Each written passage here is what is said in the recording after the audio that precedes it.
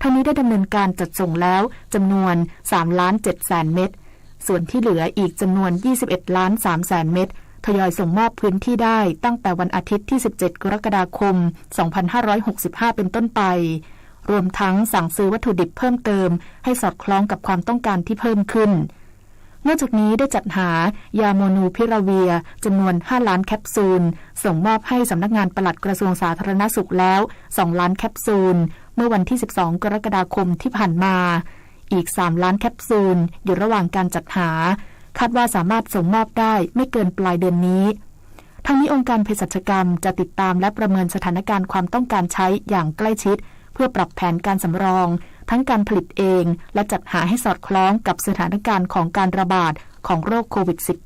-19 นายกรัฐมนตรีขอให้ประชาชนคงมาตรการป้องกันโควิด -19 หลังพบแนวโน้มพฤติกรรมป้องกันโควิดลดลงขณะที่จำนวนผู้ติดเชื้อทั่วโลกสูงขึ้นนายธนกร วังบุญคงชนะโฆษกประจำสำนักนายกรัฐมนตรีเปิดเผยว่าจากข้อมูลการสำรวจอนามัยโพลของกรมอนามัยเปรียบเทียบระหว่างเดือนมิถุนายนและเดือนกรกฎาคม 2565 พบว่าประชาชนมีแนวโน้มพฤติกรรมป้องกันโรคโควิด -19 ลดลงโดยการเว้นระยะห่างลดลงจาก81.9% เป็น80.7%การสวมหน้ากากอนามัยในสถานที่สาธารณะลดลงจาก95.1% เป็น94.8%และการล้างมือลดลงจาก89.7% เป็น88.99%ขณะเดียวกันผู้อำนวยการใหญ่องค์การอนามัยโลกหรือ WHO ระบุว่าโควิด -19 ยังไม่ถึงจุดสิ้นสุดการระบาดหลังช่วง2 สัปดาห์ที่ผ่านมาตัวเลขผู้ติดเชื้อทั่วโลกเพิ่มสูงขึ้นถึง30%นายกรัฐมนตรีจึงฝากเตือนประชาชนให้ปฏิบัติตามมาตรการของสาธารณสุขอย่างต่อเนื่องสวมหน้ากากอนามัยในพื้นที่เสี่ยงเว้นระยะห่างล้างมือและเข้ารับการฉีดวัคซีนเพื่อไม่ให้สถานการณ์กลับไปรุนแรงอีกพร้อมกำชับให้กระทรวงสาธารณสุขติดตามและประเมินสถานการณ์ตลอดช่วงวันหยุดนี้อย่างใกล้ชิด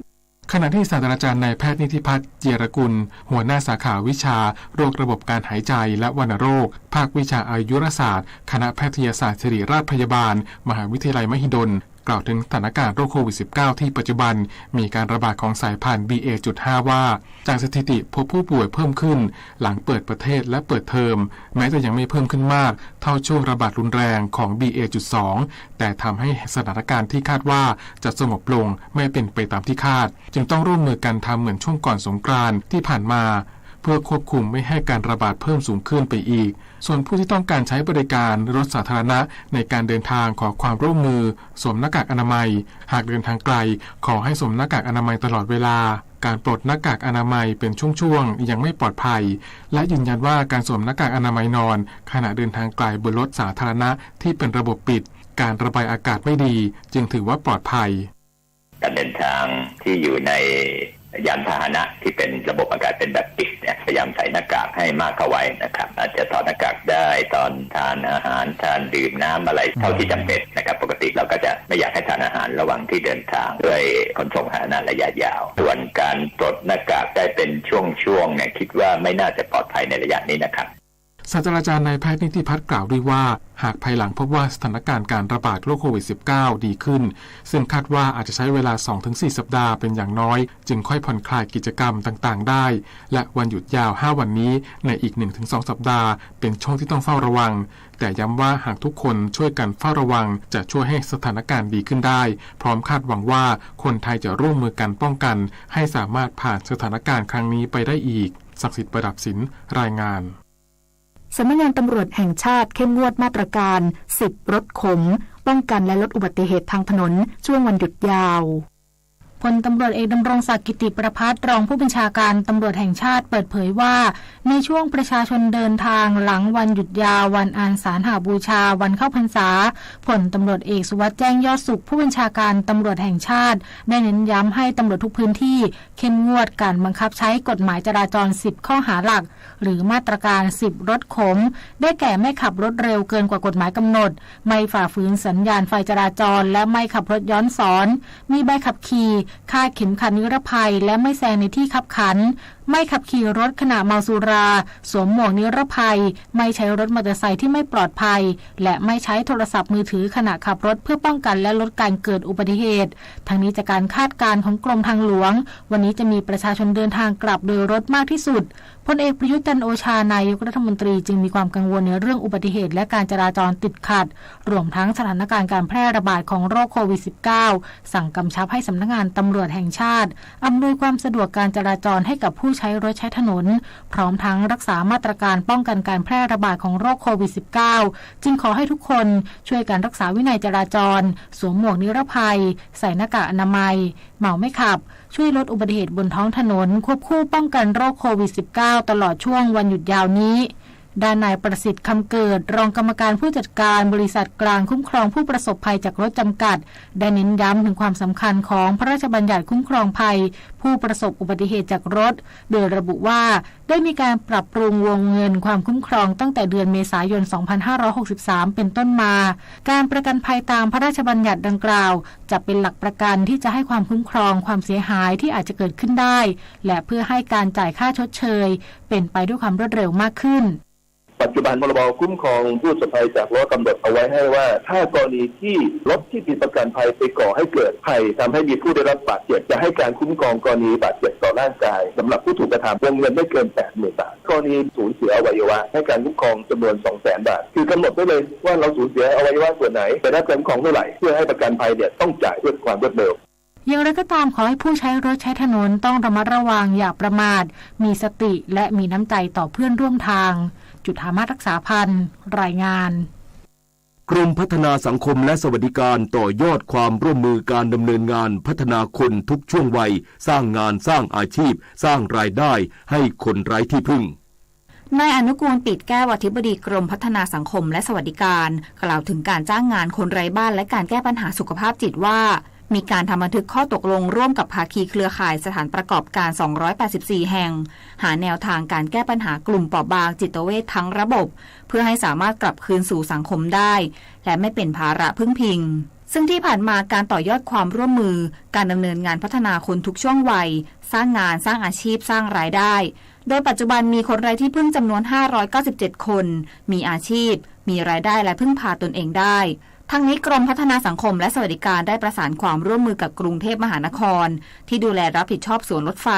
และบริษัทพนาทัศน์จำกัดที่มอบโอกาสในการมีงานทำแก่กลุ่มเปราะบางในสถานคุ้มครองคนไร้ที่พึ่งโดยเห็นถึงศักยภาพของคนไร้ที่พึ่งที่สามารถทำงานได้ด้วยงานที่มีความเหมาะสมกับสภาพปัญหาศักยภาพและสมรรถภาพของคนไร้ที่พึ่งคืองานที่ใช้แรงไม่มากสามารถทำซ้ำๆได้ควบคู่ไปกับการฝึกสมาธิและการอยู่ในสภาพแวดล้อมที่ผ่อนคลายจึงเป็นที่มาว่าปอดใหญ่ใจกลางกรุงซึ่งเป็นเนื้อที่กว่า300ไร่ของสวนรถไฟที่ถูกปกคลุมด้วยร่มไม้และเป็นพื้นที่สาธารณะสำหรับให้บริการแก่คนเมืองได้พักผ่อนหย่อนใจอย่างมีความสุขโดยเบื้องหลังความสวยงามสะอาดปลอดภัยของสวนรถไฟได้รับการดูแลโดยคนไร้ที่พึ่งที่อาจจะมีภาวะบกพร่องทางร่างกายและจิตใจเพียง65คนที่จ้างโดยบริษัทพนาทัศน์จำกัดด้วยรายได้ขั้นต่ำวันละ331บาทต่อคนต่อวันหรือเดือนละกว่า 7,900 บาทถือเป็นการให้โอกาสด้วยการสร้างงานสร้างรายได้เพื่อสร้างสังคมให้น่าอยู่อีกทั้งเป็นการทำงานที่ใช้ธรรมชาติบำบัดสำหรับคนไร้ที่พึ่งอีกด้วยนันนภัสแสนตุ้มรายงานธกส.ขยายโครงการลดต้นทุนการผลิตกุ้งทะเลเพื่อเพิ่มขีดความสามารถการแข่งขันในอุตสาหกรรมกุ้งทะเลอย่างยั่งยืนปี 2564 วงเงิน 3,000 ล้านบาทนายสมเกียรติ กิมาวหารองผู้จัดการธนาคารเพื่อการเกษตรและสหกรณ์การเกษตรหรือธกส.เปิดเผยว่าธกส.ได้ขยายโครงการลดต้นทุนการผลิตกุ้งทะเลเพื่อเพิ่มขีดความสามารถการแข่งขันในอุตสาหกรรมกุ้งทะเลอย่างยั่งยืนปี 2564 เพิ่มเติมวงเงินรวม 3,000 ล้านบาทเพื่อสนับสนุนเกษตรกรผู้เลี้ยงกุ้งให้เข้าถึงเงินทุนในอัตราดอกเบี้ยต่ำป้องกันการก่อหนี้นอกระบบรวมทั้งเพิ่มประสิทธิภาพในการประกอบอาชีพและการแข่งขันกับประเทศผู้ผลิตอื่นสำหรับผู้เข้าร่วมโครงการต้องเป็นเกษตรกรหรือนิติบุคคลผู้เพาะเลี้ยงกุ้งทะเลในพื้นที่จังหวัดที่เหมาะสมในการเลี้ยงกุ้งทะเล35จังหวัดโดยจำกัดวงเงินรายละไม่เกิน3ล้านบาทกำหนดชำระคืนภายใน10ปีนับจากวันที่ทำสัญญาอัตราดอกเบี้ย MRR หรือ MLR-3 ตามประเภทของผู้กู้และกองทุนรวมเพื่อช่วยเหลือเกษตรกรชดเชยดอกเบี้ยให้ธนาคารในอัตรา3%ต่อปีเป็นระยะเวลา5ปีระยะเวลาจ่ายสินเชื่อตั้งแต่บัดนี้ถึง20พฤษภาคม2569ลูกค้าที่สนใจเข้าร่วมโครงการสามารถติดต่อได้ที่ธกส.ทุกสาขาตั้งแต่บัดนี้เป็นต้นไปขณะที่ธนาคารออมสินออกสินเชื่อ GSB บ้านแลกเงินช่วยเสริมสภาพคล่องยามฉุกเฉินให้กู้สูงสุด10 ล้านบาทนายวิทัยรัตนากรผู้อำนวยการธนาคารออมสินเปิดเผยว่าธนาคารได้เปิดให้บริการสินเชื่อ GSB บ้านแลกเงินซึ่งเป็นสินเชื่อที่เปลี่ยนทรัพย์สินที่มีอยู่ให้เป็นเงินได้แก่ที่ดินสิ่งปลูกสร้างหรือห้องชุดเพื่อช่วยเสริมสภาพคล่องในยามฉุกเฉินตอบโจทย์ผู้ที่ต้องการเพิ่มความคล่องตัวทางการเงินในกิจการของตนเองหรือนำไปลงทุนประกอบธุรกิจเริ่มต้นอาชีพใหม่รีไฟแนนซ์เงินกู้ที่มีภาระดอกเบี้ยสูงรวมถึงผู้ที่ต้องการใช้เงินยามจำเป็นหรือใช้จ่ายในชีวิตประจำวัน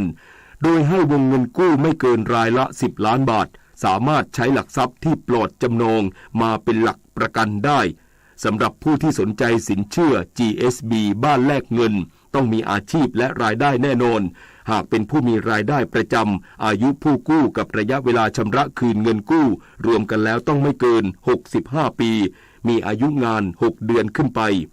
ส่วนกรณีประกอบอาชีพอิสระหรือเจ้าของกิจการอายุผู้กู้กับระยะเวลาชำระคืนเงินกู้รวมกันแล้วต้องไม่เกิน70 ปีทำกิจกรรมมาแล้ว1 ปีขึ้นไปโดยสามารถยื่นกู้ได้ที่ธนาคารออมสินทุกสาขาทั่วประเทศตั้งแต่บัดนี้ถึง31 ตุลาคม 2565ต่อจากนี้ไปขอเชิญรับฟังไทยคู่ฟ้าค่ะรัฐบาลบรรเทาความเดือดร้อนแก่ประชาชนอย่างต่อเนื่องโดยเห็นชอบร่างกฎกระทรวงกำหนดพิกัดอัตราภาษีสรรพสามิตซึ่งเป็นการขยายระยะเวลาปรับลดอัตราภาษีสรรพสามิตน้ำมันดีเซลประมาณลิตรละ5 บาทต่อไปอีก2 เดือนคือตั้งแต่21 กรกฎาคมถึง20 กันยายน 2565เพื่อรักษาระดับราคาขายปลีกน้ำมันดีเซลในประเทศไม่ให้ปรับตัวสูงตามราคาน้ำมันดิบในตลาดโลกซึ่งยังคงผันผวนและทรงตัวอยู่ในระดับสูงโดยการลดอัตราภาษีสรรพสามิตครั้งนี้เป็นเพียงมาตรการระยะเร่งด่วนหากสถานการณ์ราคาในตลาดโลกคลี่คลายลงรัฐบาลจะใช้กองทุนน้ำมันเชื้อเพลิงเป็นกลไกหลักในการรักษาระดับราคาขายปลีกน้ำมันดีเซลภายในประเทศเพื่อไม่ให้กระทบต่อค่าครองชีพประชาชนและเป็นอุปสรรคต่อการฟื้นฟูเศรษฐกิจของประเทศค่ะสื่อสารภารกิจรัฐบาลกับสำนักโฆษกสำนักเลขาธิการนายกรัฐมนตรีเราจะสืบสานรักษาและต่อยอดและครองแผ่นดินโดยธรรมเพื่อประโยชน์สุขแห่งอาณาราษฎรตลอดไปพระปฐมบรมราชโองการพระบาทสมเด็จพระเจ้าอยู่หัวในพระราชพิธีบรมราชาภิเษกเมื่อวันที่4 พฤษภาคม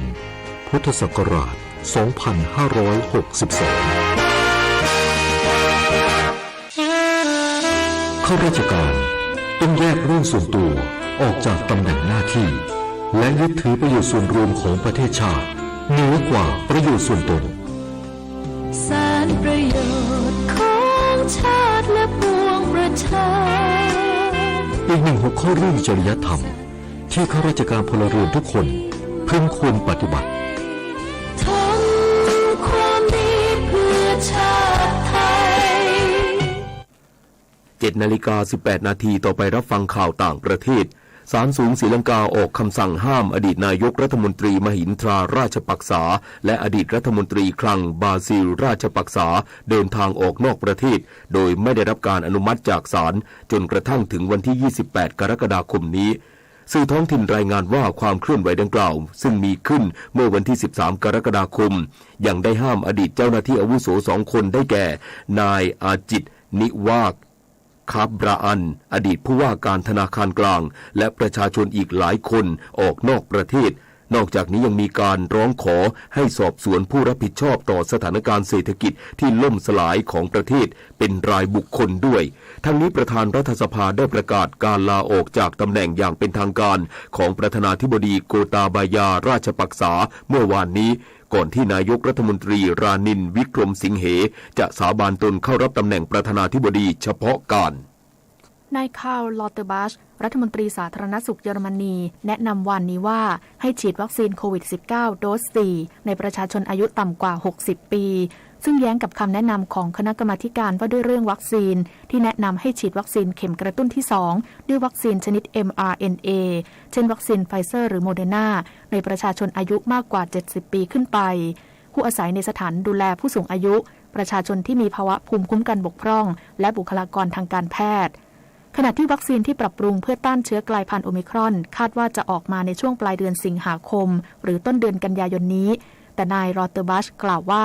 ประชาชนที่อายุ 60 ปีขึ้นไปไม่ควรรอช้าที่จะรับวัคซีนใหม่นี้ประธานาธิบดีมามูดอับบาสของปาเลสไตน์กล่าวเมื่อวานนี้ว่าเขากำลังตั้งตารอที่สหรัฐจะกลับมาเปิดสถานกงสุลในเยรูซาเล็มตะวันออกอีกครั้งและให้มีการถอนองค์การปลดปล่อยปาเลสไตน์หรือ PLO ออกจากบัญชีผู้ก่อการร้ายระหว่างการแถลงข่าวร่วมของผู้นำปาเลสไตน์และประธานาธิบดีโจไบเดนของสหรัฐที่เมืองเบธเลเฮมในเขตเวสต์แบงก์ระหว่างการเยือนปาเลสไตน์ของผู้นำสหรัฐนายอับบาสยังกล่าวแสดงความต้องการให้มีการกลับมาเปิดสำนักงาน PLO ในกรุงวอชิงตันของสหรัฐอีกครั้งต่อไปรับฟังข่าวกีฬาค่ะการแข่งขันฟุตบอลหญิงชิงแชมป์อาเซียน 2022 รอบรองชนะเลิศทีมสาวไทยชุดใหญ่แชมป์5สมัยพิชิตเมียนมา2-0จากกัญญานัทเชษฐบุตรกับสาวรัตน์เพ็งงามคนละประตูทีมสาวไทยชิงชนะเลิศกับเจ้าภาพฟิลิปปินส์ที่ชนะเวียดนาม 4-0 ในวันพรุ่งนี้เวลา 18:30 น.ทางด้านฟุตบอลชายอายุไม่เกิน19ปีชิงแชมป์อาเซียนที่อินโดนีเซียคู่ชิงที่3ช้างศึกหนุ่มทีมชาติไทยเสมอกับเวียดนาม1-1ต้องตัดสินกันด้วยการดวลจุดโทษปรากฏว่าเวียดนามชนะ5-3รวมสกอร์6-4คว้าที่3ไปครองส่วนแชมป์เป็นของมาเลเซียที่ชนะทีมสปป.ลาว2-0นายธนกรวังบุญคงชนะโฆษกประจำสำนักนายกรัฐมนตรีเปิดเผยว่าพลเอกประยุทธ์จันทร์โอชานายกรัฐมนตรีส่งกำลังใจให้ทีมวอลเลย์บอลหญิงทีมชาติไทยในการแข่งขันเนชั่นลีกรอบ8ทีมสุดท้ายแม้ทีมสาวไทยจะแพ้ทีมชาติตุรกีอันดับ5ของโลก 1-3 เซตแต่สามารถทำผลงานได้อย่างดีเยี่ยมสร้างประวัติศาสตร์เข้าสู่รอบ8ทีมสุดท้ายเป็นครั้งแรกสร้างความภูมิใจได้เป็นอย่างมากจะขอส่งแรงเชียร์และเป็นกำลังใจให้นักวอลเลย์บอลหญิงทีมชาติไทยในรายการแข่งขันต่อไปต่อกันที่การแข่งขันแบดมินตันเวิลด์ทัวร์ซุปเปอร์500สิงคโปร์โอเพ่นประเภทคู่ผสมเดชาพลโพวรานุเคราะห์กับทรัพย์สิริต้ารัตนชัยคู่มือวาง1ชนะเฉินตังเจียกับวาเลนลี่เซียวจากมาเลเซีย21-10และ22-20ผ่านเข้ารอบรองชนะเลิศพบโกะสุนฮวดกับเจมิไลเซวอนคู่มือ7จากมาเลเซีย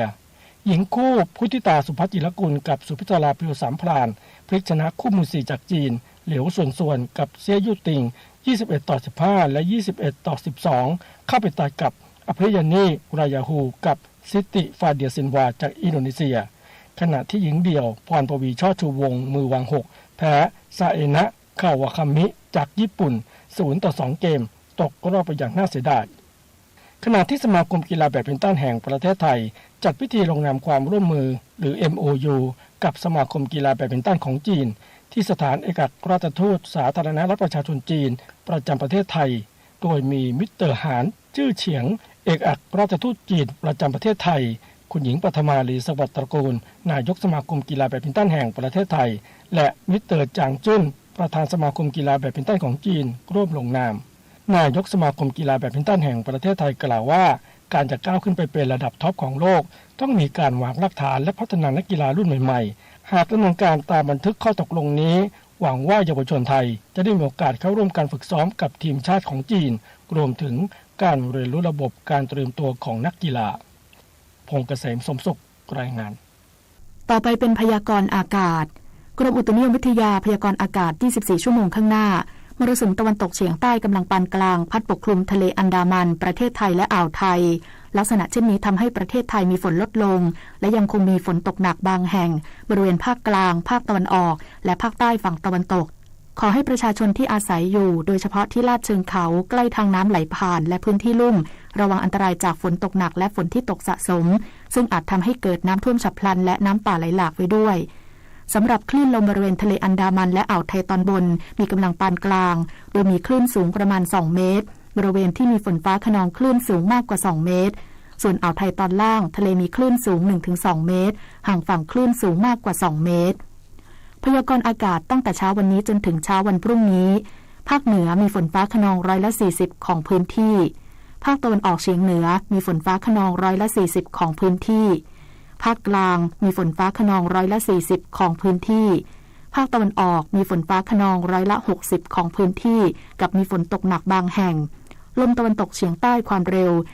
20-35 กิโลเมตรต่อชั่วโมงทะเลมีคลื่นสูงประมาณ2เมตรบริเวณที่มีฝนฟ้าคะนองคลื่นสูงมากกว่า2เมตรภาคใต้ฝั่งตะวันออกมีฝนฟ้าคะนอง60%ของพื้นที่ตั้งแต่จังหวัดสุราษฎร์ธานีขึ้นมาลมตะวันตกเฉียงใต้ความเร็ว 20-35 กิโลเมตรต่อชั่วโมงทะเลมีคลื่นสูงประมาณ2เมตรบริเวณที่มีฝนฟ้าคะนองคลื่นสูงมากกว่า2เมตรตั้งแต่จังหวัดนครศรีธรรมราชลงไปลมตะวันตกเฉียงใต้ความเร็ว 15-35 กิโลเมตรต่อชั่วโมงทะเลมีคลื่นสูง 1-2 เมตรห่างฝั่งคลื่นสูงมากกว่า2เมตรภาคใต้ฝั่งตะวันตกมีฝนฟ้าคะนอง70%ของพื้นที่กับมีฝนตกหนักบางแห่งตั้งแต่จังหวัดภูเก็ตขึ้นมาลมตะวันตกเฉียงใต้ความเร็ว 20-35 กิโลเมตรต่อชั่วโมงทะเลมีคลื่นสูงประมาณ2เมตรบริเวณที่มีฝนฟ้าคะนองคลื่นสูงมากกว่า2เมตรตั้งแต่จังหวัดกระบี่ลงไปลมตะวันตกเฉียงใต้ความเร็ว 15-35 กิโลเมตรต่อชั่วโมงทะเลมีคลื่นสูง 1-2 เมตรบริเวณที่มีฝนฟ้าคะนองคลื่นสูงประมาณ2เมตรกรุงเทพมหานครและปริมณฑลมีฝนฟ้าคะนอง60%ของพื้นที่กับมีฝนตกหนักบางแห่งส่วนมากในระหว่างบ่ายถึงค่ำสภาวะระดับน้ำในแม่น้ำเจ้าพระยาที่หน้ากองบัญชาการกองทัพเรือคำนวณโดยกรมอุทกศาสตร์กองทัพเรือวันนี้น้ำขึ้นเต็มที่เวลา 6:17 นาทีสูงกว่าระดับทะเลปานกลาง50เซนติเมตรและเวลา 23:07 นาทีสูงกว่าระดับทะเลปานกลาง1เมตร40เซนติเมตรน้ำลงเต็มที่เวลา 4:13 นาทีต่ำกว่าระดับทะเลปานกลาง38เซนติเมตรและเวลา 16:04 นาทีต่ำกว่าระดับทะเลปานกลาง1เมตร48เซนติเมตรวันนี้ที่ประภาคารกาญจนาภิเษกแหลมพรหมเทพจังหวัดภูเก็ตและกรุงเทพมหานครดวงอาทิตย์ตกเวลา 18:49 นาทีขณะที่เมื่อวานนี้กรมฝนหลวงและการบินเกษตรได้ขึ้นบินปฏิบัติการฝนหลวงจำนวน5หน่วยปฏิบัติการช่วยเหลือพื้นที่การเกษตรที่ขาดแคลนน้ำบางส่วนของจังหวัดนครราชสีมาอุบลราชธานีศรีสะเกษยโสธรฉะเชิงเทราสระแก้วปราจีนบุรีและเพิ่มปริมาณน้ำเก็บกักให้กับเขื่อนแม่งัดสมบูรณ์ชนเขื่อนแม่กวงอุดมธาราเขื่อนภูมิพลและอ่างเก็บน้ำคลองสียัด1 นาทีกับกปท.การขับรถทางไกลมักมีโอกาสที่ผู้ขับขี่จะขับแซงรถคันหน้าหรือเปลี่ยนเลนอยู่ตลอดเวลาและก็มักเป็นสาเหตุของอุบัติเหตุทางถนนดังนั้นการขับรถแซงคันอื่นอย่างถูกวิธีเพื่อความปลอดภัยของผู้ใช้รถใช้ถนนร่วมกันนั้นผู้ขับขี่จะต้องแซงทางด้านขวามือเสมอหรือจะแซงซ้ายได้ก็ต่อเมื่อรถคันอื่นที่คุณต้องการแซงนั้นจะเลี้ยวขวาหรือทางเดินนั้นเป็นช่องทางเดินรถในทิศทางเดียวกันตั้งแต่2ช่องทางขึ้นไปก่อนแซงทุกครั้งต้องให้สัญญาณไฟและต้องไม่แซงรถคันอื่นครั้งละมากกว่า1คันโดยห้ามแซงในบริเวณที่มีป้ายจราจรห้ามแซงทางลาดชันขึ้นสะพานทางโค้งวงเวียนทางร่วมทางแยกทางรถไฟและช่วงที่มีหมอกฝนฝุ่นหรือควันเพราะจะทำให้มองเห็นข้างทางไม่ชัดเจนและอาจทำให้เกิดอุบัติเหตุได้ง่ายขึ้นครับด้วยความปรารถนาดีจากกรมประชาสัมพันธ์และกองทุนเพื่อความปลอดภัยในการใช้รถใช้ถนนกรมการขนส่งทางบกกระทรวงคมนาคมรู้รักภาษาไทยโดยความร่วมมือของสำนักงานราชบัณฑิตยสภาและกรมประชาสัมพันธ์วันนี้เสนอคำว่าเทศมหาชาติเทศมหาชาติเป็นการแสดงธรรมเรื่องเวสสันดรชาดกประกอบด้วยคำว่าเทศหมายถึงการแสดงธรรมสั่งสอนในทางศาสนามหาชาติแปลว่าการเกิดที่ยิ่งใหญ่หมายถึงการเกิดของพระโพธิสัตว์เมื่อเสวยพระชาติเป็นพระเวสสันดรอันเป็นพระชาติสุดท้ายก่อนจะตรัสรู้พระสัมมาสัมโพธิญาณสมเด็จพระเจ้าบรมวงศ์เธอกรมพระยาดำรงราชานุภาพได้ทรงอธิบายไว้ว่าเรื่องเวสสันดรชาดกสำคัญกว่าชาดกอื่นด้วยปรากฏบารมีของพระโพธิสัตว์บริบูรณ์ทั้ง10อย่างชาวพุทธเชื่อ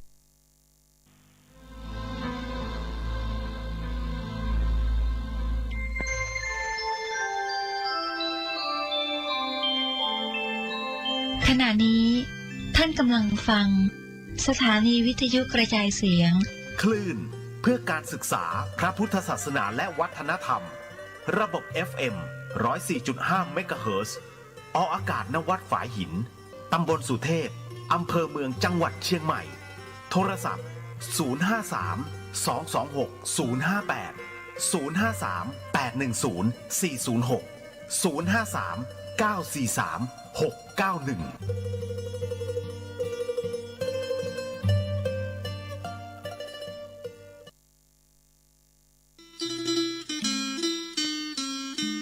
ข่าวสารเพื่อการประชาสัมพันธ์ขอเชิญชวนผู้ใจบุญใจกุศลร่วมทำบุญทอดผ้าป่าสามัคคีเพื่อจะตั้งกองทุนการศึกษาสำหรับเด็กเรียนเก่งแต่ยากจนณวัดผาราชตำบลสุเทพอำเภอเมืองเชียงใหม่จังหวัดเชียงใหม่ในวันอังคารที่19กรกฎาคมพุทธศักราช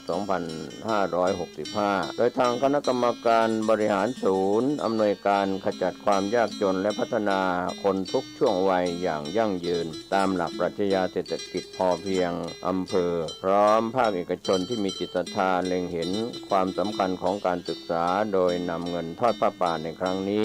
จะตั้งกองทุนการศึกษาสำหรับเด็กเรียนเก่งแต่ยากจนกำหนดการวันจันทร์ที่18กรกฎาคม 9:00 นถึง 12:00 นแต่งองค์ผ้าป่าสามัคคีณบริษัทเลิศวสินทร์ 2002 จำกัดอังคารที่19กรกฎาคม 2565 14:00 นถึง 15:00 นถวายองค์ผ้าป่าสามัคคีณวัดผาราชตำบลสุเทพอำเภอเมืองเชียงใหม่จังหวัดเชียงใหม่19กรกฎาคม 2565 โดยพร้อมเพรียงกัน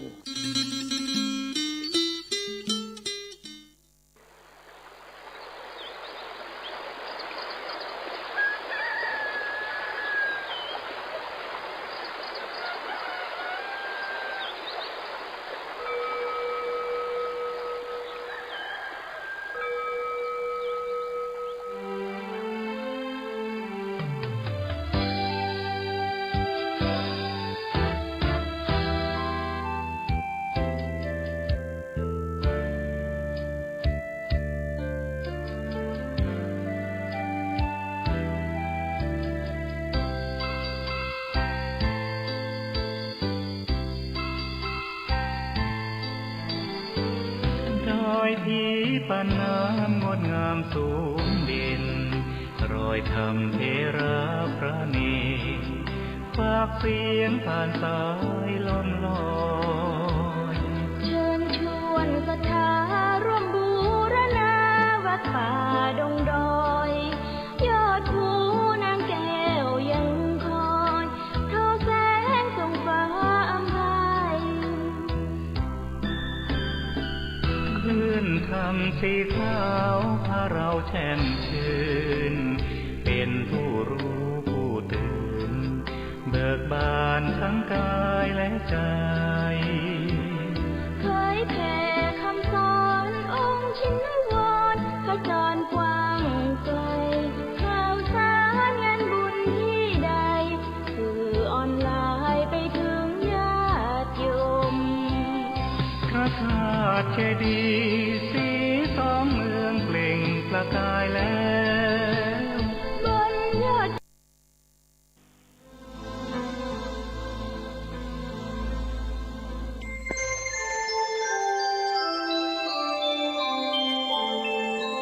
ขณะนี้ท่านกำลังฟังสถานีวิทยุกระจายเสียงพระพุทธศาสนา FM 104.5 เมกะเฮิรตซ์พระมหาราชครูเกษราปัญญาปรมาติกาจารย์จากวัดดับภัยเชียงใหม่สืบสานเวลาผ่าน131 ปีนานไกลวัดพระบาทอุดมรุ่งเรืองงามตาเจ้านายบุญธรรมสาขาหลวงพวงเชียงใหม่ปกครองหัวเมือง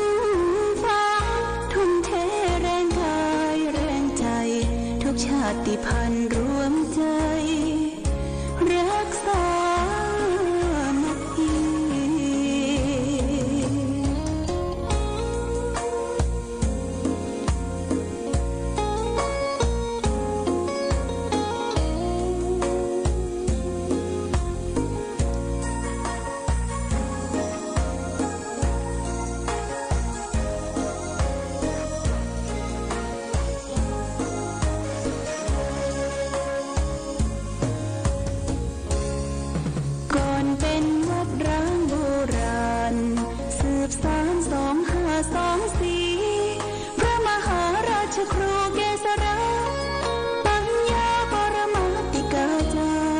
จากวัดดับภัยเชียงใหม่สืบสานเวลาผ่าน131 ปีนานไกลวัดพระบาทอุดมรุ่งเรืองงามตาเจ้านายบุญธรรมสาขาหลวงบวงเชียงใหม่ปกครองหัวเมืองฟ้าทุ่มเทแรงกายแรงใจทุกชาติพันธุ์รวมใจรักษา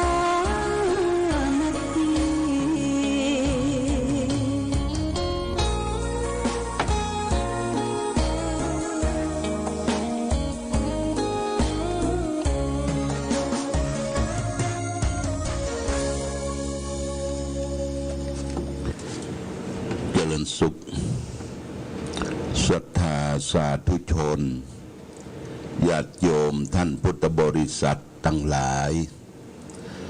วันนี้รายการธรรมประทีปส่องต่างก็ได้มาพบปะกับพ่อแม่พี่น้องศรัทธาสาธุชนญาติโยมแห่งครั้งหนึ่งวันนี้เป็นวันเสาร์ที่16เดือนกรกฎาคมพุทธศักราช2565ซึ่งตรงกับเดือน10เหนือเดือน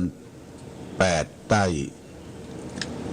แรม3ค่ำวันนี้เป็นวันหยุดของสัปดาห์เป็นสัปดาห์ที่2ของเดือนกรกฎาคมเป็นวันเสาร์เนี่ยญาติโยมวันเสาร์วันนี้ก็หยุดยาวมาตั้งแต่วันออกพรรษาวันที่13 14 15 16 17 18ว่าเปิดก็จะเปิดทำการทำงานข้าราชการสถานการศึกษาช่วงหยุดยาวนี่ก็ศรัทธาญาติโยมก็ได้ไปทำบุญสุนทานออกพรรษาถวายผ้าอาบน้ำฝนถวายเทียนพรรษาแล้วก็ร่วมกันทำบุญที่ต่างๆวัดวาอารามปกติจะไปกันได้ก็ไปกันในช่วงของการเข้าวาสาเข้าพรรษาวันนี้เช่นเดียวกันญาติโยมที่วัดพระบาทอุดมน้ำบ่อสวาสำนักปฏิบัติธรรมก็จะมีการมาไหว้พระสวดมนต์ประจำวันเสาร์ญาติโยมนะไหว้พระสวดมนต์ประจำวันเสาร์ทุกเสาร์นี่ก็ญาติโยมก็มีโอกาสแล้วก็ปลีกเวลาเอาดอกไม้ธูปเทียนข้าวน้ำโภชนาอาหารข้าวสารอาหารแห้งก็ได้เนาะมาร่วมทำบุญด้วยกันก็9 โมงมาจุมแล้วก็จะได้ไหว้พระสมาทานศีล 5แล้วก็สวดมนต์แปลเสร็จเรียบร้อยก็จะได้เดินจงกรมแล้วก็นั่ง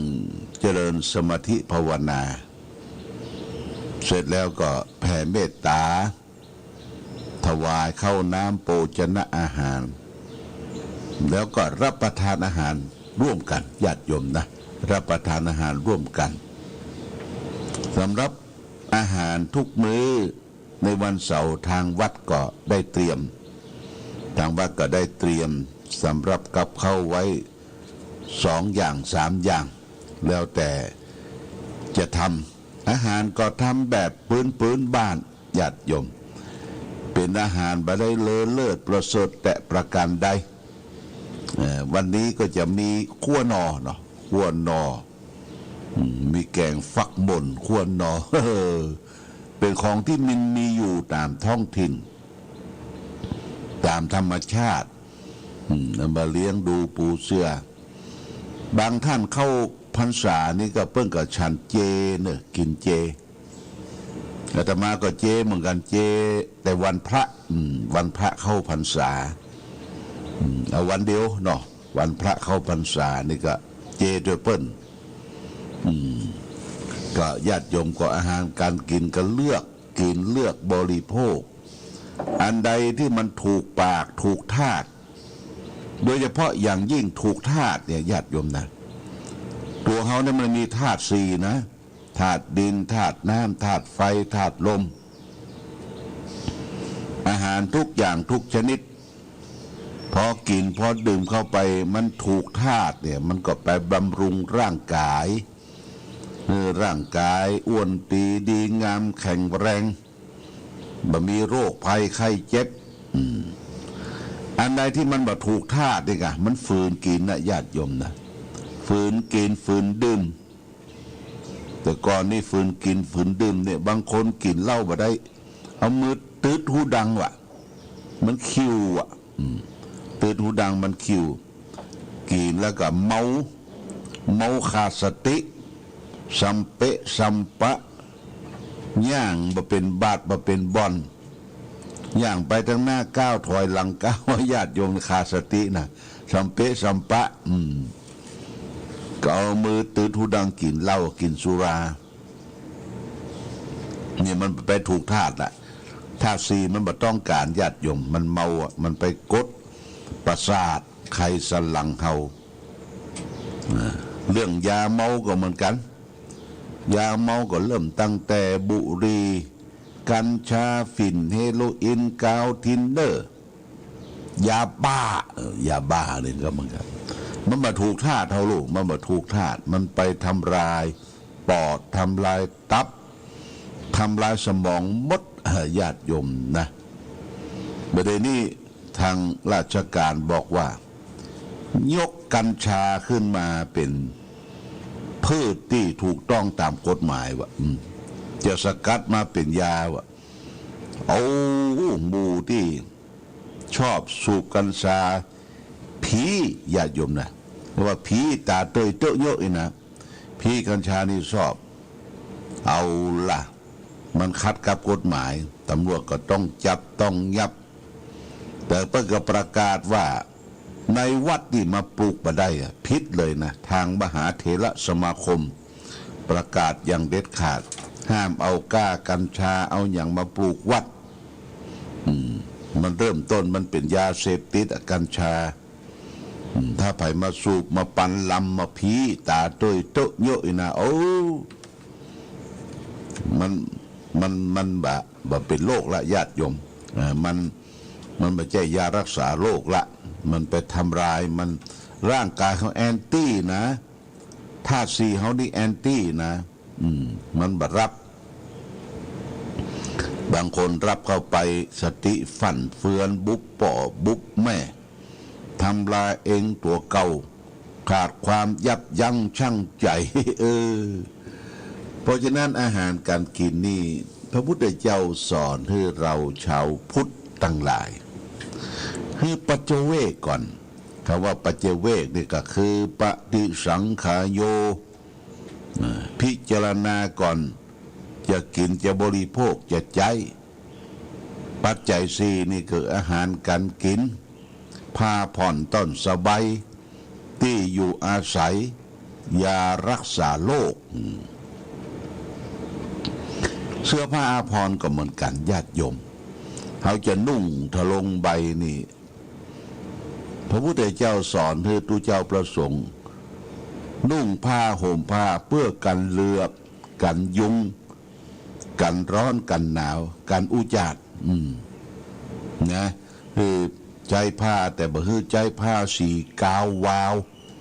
ผ้าจีวรสีอย่างบ่ฮือมันใจสีกาววาวต่างคณะสงฆ์สัญญัติทางภาคเหนือเพื่อให้ใจสีเหลืองแล้วก็สีลาดนิยมสองสีนะสีกักดำกิ๊กก็บ่ฮือใจนะอันนี้ก็ครูบาที่อุปโลกตัวเองเป็นครูบาก็มักจะใส่สีกักใส่สีกักว่าตัวเคร่งครัดว่ะครูบาใส่สีกักนี่มักจะเคร่งจะคัดบางทีใส่สีกักทั้งนอกทั้งในบ่ค่อยเข่งก็มีญาติโยม นี่ให้บริโภคเสื้อผ้าแล้วก็วัยรุ่นหนุ่มสาวนี่นะเอาเตียวยีนเตียวอย่างมาใส่ดิวากญาติโยมวากหัวเข้าอ่ะปุ๊ดเบอแล้วหั่นแต่โบราณก่อนว่าของที่มันบ่สมบูรณ์นี่เป็นบ่ใจญาติโยมเป็นผ้านุ่งทะลงใบนี่ของมันบ่สมบูรณ์อันนี้สีกซากวากเวกหาว่ารสนิยมอย่างอันเปิ้นเฮียนกันมันเฮียนหนังคาบอยหรอหนังคาบอยข้าวบอยข้าวนี่ข้าวนี่แปลว่างัวนะญาติโยมข้าวนี่ข้าววัวบอยนี่ก็เด็กเลี้ยงวัวเด็กเลี้ยงวัวในอเมริกันสมัยก่อนมันจะขี่ม้าปลกเลี้ยงงัวเรียกว่าคาบอยแต่เวลาถ้ามันโดดลงขึ้นมาหลังมาแล้วก็ก้นลงเนี่ยตั้งหัวเข่ามันเนี่ยนะหัวเข่ามันจะเถิกจะถอกแล้วก็ผ้าครัวมันก็จะปุดจะวากคนเขาว่ามันเก้มันไก่ว่านางคาบอยว่ะญาติโยมเอาผ้าที่มันปุดมาขาดมันนุ่งสีกสากวากเวกญาติโยมนะอันนี้ก็บ่ใจพิจารณาละผิดหลักพุทธศาสนาว่ารสนิยมอย่างนั้นเขาบ่ต้องการนุ่งเรียบร้อยไปวัดไปวาก่อนนุ่งผ้าผ่อนคือมันเรียบร้อยดีงามจะนั่งจะยืนจะเหินจะห่างคือมันมิดชิดญาติโยมแล้วก็ผมทำกันญาติโยมนะผมแดงเนี่ยไปย้อมผมมันเป็นธรรมชาติอยู่แล้วนะคือมันสีดำคนที่มีสุขภาพร่างกายดีนี่ผมเพิ่นจะสีดำสีดำเลื่อมตัวญาติโยมนะสุขภาพร่างกายคนธาตุเท่านี้แปรปรวนเนี่ยธาตุสี่มันผสมดุลเนี่ยร่างกายมันจะซีดจะผอมจะซีดจะผอมจะเปิดเตอะเยอะผมก็จะดอกเราจะจะงอกเว้ยบางทีมันบ่สบายกับผมเป็นสีอื่นอย่างประเทศอินเดียนี่ญาติโยมนะที่เขาย้อมผมแดงไม่ใช่อย่างเอาแบบกุลีนี่ก็คือคนแบกของนักตากแดดตากฝนคนของแบกกระสอบป้องแบกของนักป้องตากแดดตากฝนแดงผมแดงสังหางผมแดงสังหางเนี่ยคือพวกกุลีพวกรับจ้างเขาก็เอามาเป็นแบบอย่างในญาติโยมนะเพราะฉะนั้นเอาแบบอย่างที่ดีๆสุภาพชนแต่งตัวเรียบร้อยอย่างประเทศที่เจริญเนี่ยเพิ่นใส่เนคไทใส่ยังเรียบร้อยใส่สูทไปวัดไปวานี่ก็ต้องแต่งตัวให้เรียบร้อยแล้วก็ให้สะอาดไม่จำเป็นจะต้องไปซื้อเสื้อผ้าอาภรณ์ที่มันแปลงเอามาอวดมาโชว์ญาติโยมนะมาอวดมาโชว์แล้วก็แหวนใส่ก้อยใส่สร้อยอย่างก็ใส่เส้นน้อยๆอย่าไปใส่เส้นใหญ่นี่มันหลอกนะมันหลอกหูหลอกตาโจรโจรมันนักประเด็นในญาติโยมแต่ว่าวันซื่อนี่เพิ่นก็ตู้เจ้าเพิ่นก็ลงลายว่ามันกลับมาหาบลาเนอร์มันมางัดแงะตู้บริจาคของวัดนะเปิ้นใส่ส่งลายเพราะว่า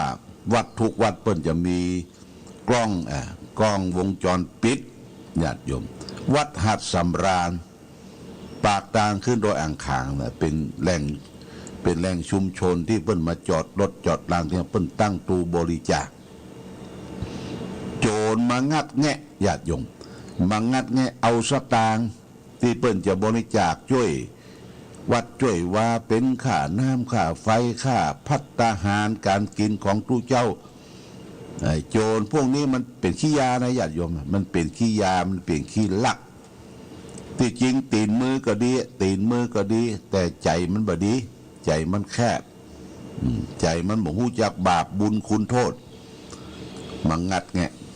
วงจรปิดเปิ้นจับได้เปิ้นก็ส่งลายไปทั่วนะหน้าตาอย่างอันเด้อญาติโยมนะอันนี้ระวังระวังวัดวาอารามของพ่อแม่พี่น้องศรัทธาทุกเจ้าพระสงฆ์ช่วยกันสอดส่องดูแลนี่อย่างนี้เป็นต้นแต่ว่านี่ครูบาอาจารย์พระเจ้าพระสงฆ์เปิ้นได้มาร่วมกันทำสามิจิกรรมก็คือการคารวะครูบาอาจารย์ช่วงเข้าพรรษาเพื่อจะทำอยู่สามครั้งปีหนึ่งเนี่ย3 โอกาส3 ครั้ง 3 เวลาแต่ว่านี้ครูบาอาจารย์พระปกครองอำเภอฝางมี 4-5 รูปพระสงฆ์วัดวาอารามต่างๆเจ้าคณะพระสังฆาธิการก็มาคารวะและพร้อมกันนั้นวัดวาอารามต่างๆเนี่ยเปิ้นได้ชักชวนกันบริจาควัดละ 1,000 บาทวัด 1,000 บาทเพื่อจะได้เอาไปช่วยเสริมซ่อมสร้างบ้านคนยากจนนะญาติโยมนะบ้านคนยากจนร่วมกับทางราชการทางอำเภอทางพัฒนาการอำเภออย่างอำเภอฝางเขานี่ก็ทุกตำบลเนี่ยจะได้ช่วยกันซ่อมสร้างบ้านคนยากจนถ้าซ่อมนี่ก็เสี่ยงบันักอาจจะสัก10,000 20,000 4-5 พันหลังคาลั่วประตูหัวประตูห้าวประตูห้องน้ำบะเรียบร้อยเนี่ยเปิดไปซ่อมแต่สร้างนี่ก็ประมาณสักหลังละ50,000นะทางอำเภอฝางมีท่านอำเภอเป็นต้นเป็นประธานได้ทำ MOU ร่วมกับพระสงฆ์ว่าพระสงฆ์เฮาจะช่วยกันได้ตกลงทางคณะสงฆ์ก็ช่วยกันบริจาคเงินของวัดก็ดีเงินของศรัทธาญาติโยมที่อยู่ตามวัดเนี่ย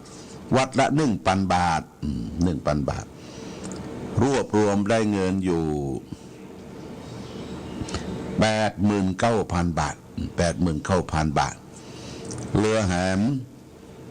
11,000จะครบแสนก็ทางเจ้าคณะอำเภอรองอำเภอที่ปรึกษาเจ้าคณะภาค7ก็ว่าเขาช่วยกันออกเหียเนาะพระผู้ใหญ่ 3-4 เตียนช่วยครบแสนแต่ว่านี่มอบคือท่านในอำเภอฝางไปเป็นที่เรียบร้อย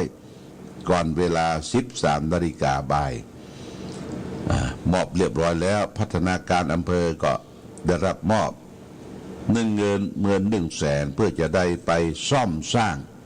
บ้านคนยากจนเพื่อจะได้ถวายเป็นพระราชกุศลในวาระโอกาสวันกำเนิดเกิดของ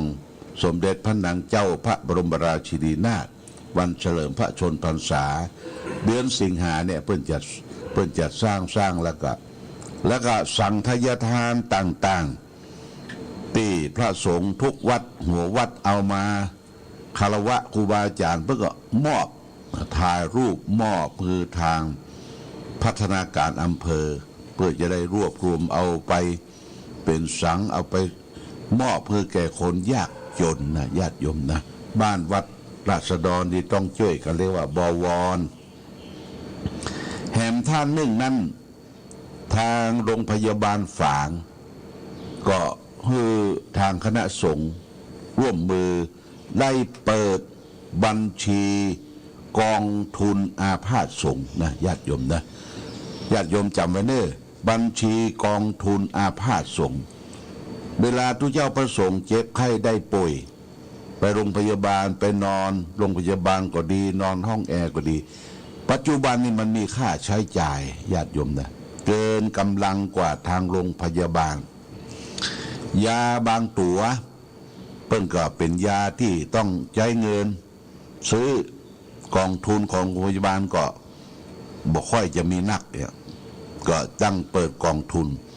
ทางคณะสงฆ์ก็เกินไว้ว่าจะทำบุญทอดผ้าป่าในเดือนเมษาเนี่ยสักครั้งหนึ่ง ก็จะให้หอมกันวัดละ1,000เป็นเก้านะอาตมาก็รับปากเป็นเงินปัจจัยส่วนตัวหอมเป็นกองทุน 20,000 บาทนะญาติโยมแล้วก็ท่านนายอำเภอฝางแต่ว่าท่านมาก็ผมเห็นชอบเห็นดีตัวท่านอาจารย์นะเพิ่งก็เอาเงินของกองทุนสวัสดิการของอำเภอมามอบเพิ่ม 20,000 บาทนะญาติโยมนะ 20,000 บาทนะนี่ท่านเจ้าคุณพระราชกิติสุนทรที่ปรึกษาเจ้าคณะภาค 7 20,000 บาทท่านรองเจ้านายอำเภอวัดหนองยาวพระครูวิจิตรกรรมกุศลแห่ง 10,000 บาทก็ได้หลายหมื่นละจะเปิดนะญาติโยมนะจะเปิดกองทุนอาพาธสงฆ์คำว่าอาพาธสงฆ์ก็คือพระสงฆ์ที่เจ็บไข้ได้ป่วยที่จะต้องเสี่ยงสตางค์ต่อไปเนี่ยเปิ้นจะใช้เงินกองทุนเนี่ยนะกองทุนเนี่ยเปิด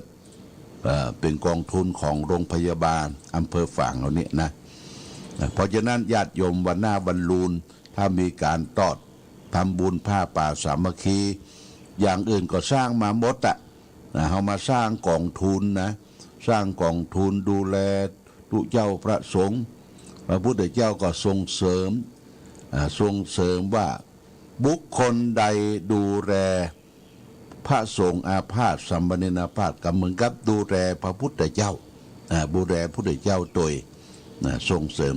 อันนี้เขาก็จะเปิดบัญชีโมทนากับข้าราชการอำเภอมีท่านอำเภอเป็นต้นเป็นประธานเนี่ยมอบเป็นกองทุนประเดิม 20,000 บาท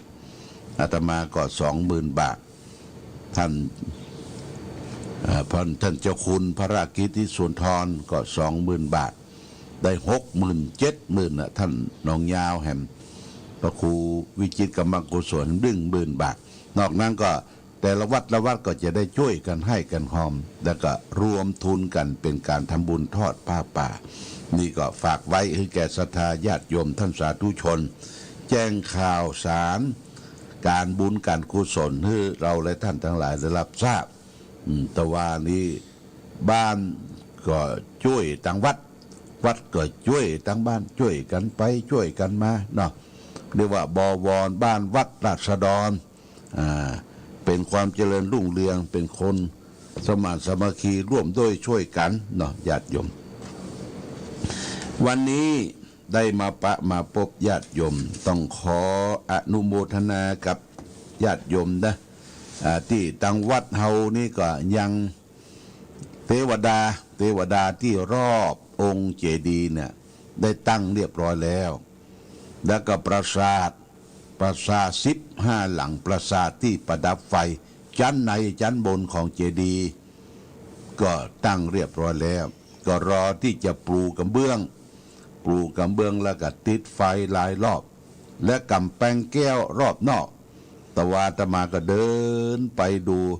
เป็นต้นว่ามันมี30 ห้องญาติโยม30 ห้องกว้างก็ประมาณห้อง4 ศอกแล้วก็ตั้งบนจะเป็นเหล็กดัดห้องละ 2,500 บาทเนอะถ้าใครจะปูจาและสำหรับชั้นในนั้นมี15 ห้องอันนั้นจะเป็นเหล็กสแตนเลสญาติโยมสวยจดงดงามอันนั้นถ้าจะแปลงหน่อยรอเปิ้นแปลงแล้วพอว่ามันห้องเท่าใดแต่ที่แน่นอนก็30 ห้องรอบชั้นนอกเนี่ยถ้าเป็นเจ้าภาพเขาจะได้ติดชื่อนามว่าไผเป็นเจ้าภาพตานฮื้อไผสำหรับปราสาทประดับไฟ15 หลังนั้นครบละแล้วก็เทวดา32 ตนจำบุญแต่ตนจำบาปแล้วก็ครบแล้วทีนี้เขาก็ถ้าไผคิดใจตันหวังใจหอดใครเป็นเจ้าภาพกำแพงแก้วรอบองค์เจดีย์เนาะองค์เจดีย์เนี่ยประมาณ30 ห้องในญาติโยมที่แจ้งมาแล้วก็ออกสตางค์มาแล้วก็มีหลายท่านมีนายประพันธ์จันแจ้งนางประกายพันอุบเงินบ้านเต่าดิน1 ช่อง 2,500 บาทคณะศรัทธาบ้านปังปอย1 ช่อง 2,500 บาทแม่ขันแก้ว1 ช่อง 2,500 บาท แม่นวลน้อยสุวรรณเมฆลูกหลานพร้อมด้วยลูกหลาน1 ช่อง 2,100 บาทคุณกนกพิษชัยนาล้าน2พี่น้องล้านนานาพันธ์สันทรายปากตางห้วยงูธงชาติและเพลงชาติไทยเป็นสัญลักษณ์ของความเป็นไทย